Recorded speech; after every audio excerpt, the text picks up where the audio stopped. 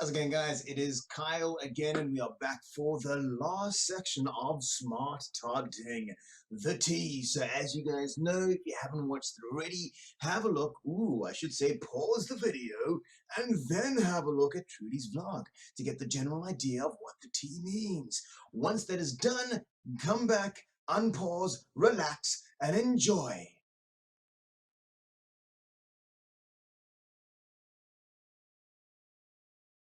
Awesome. So what does the T actually mean? Well, it is timeable or time bound. And that basically means there is a time span that is attached to a target, right? There is nothing that'll motivate you more than realizing you have to do something for the very next day for a teacher, and you're lying in bed wondering what on earth is going to happen to you.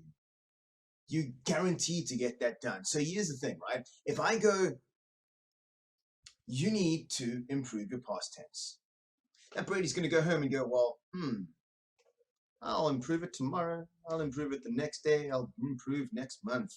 There's no real oomph or motivation to get it done right now. So why is it beneficial? One, it motivates the Brady to actually do what your target is saying, because they've only got 1 week, 2 weeks until the next lesson, until the next month, right? So time bound, like we said, it puts a time frame on it, and it motivates your Brady to actually do what he should be doing at a specific time or for a specific time, right? And then again, as we all know, it gives them something to work on at home, as opposed to sitting at home playing computer games or reading a book. It allows them to go, oh my word, I was supposed to work on my past tense. I've only got 2 weeks to do it in. Let me get crack-a-lacking, right? So that is what it means and why it is beneficial to your Brady or to your parents, because not your parents, to the Brady's parents, because they can also see when it needs to be completed by. That being said, let's crack on to some examples.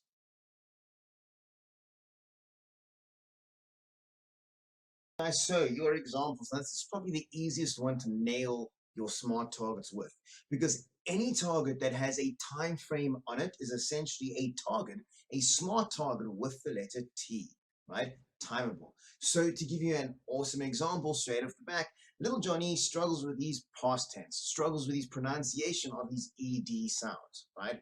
So within the next 2 weeks, he should perfect his ED sounds. He's ed and d sounds, okay? Time frame. He's got 2 weeks to perfect it, okay? Another awesome example would be, little Johnny struggles creating sentences, or struggles to create sentences with 3 or more words.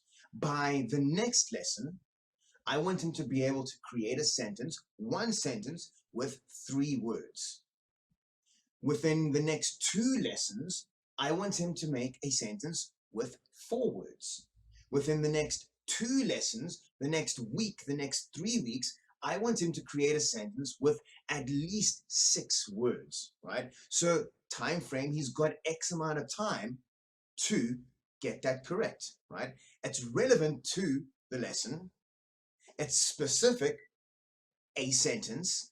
It's measurable because it's broken up. The full goal is 6-word sentences, but it's broken up into tiny little sections. So we can go, cool, this one needs to be done by this time, that one needs to be done by that time, this one needs to be done by that time, right? So it's pretty easy to get a good example with the letter T, timeable.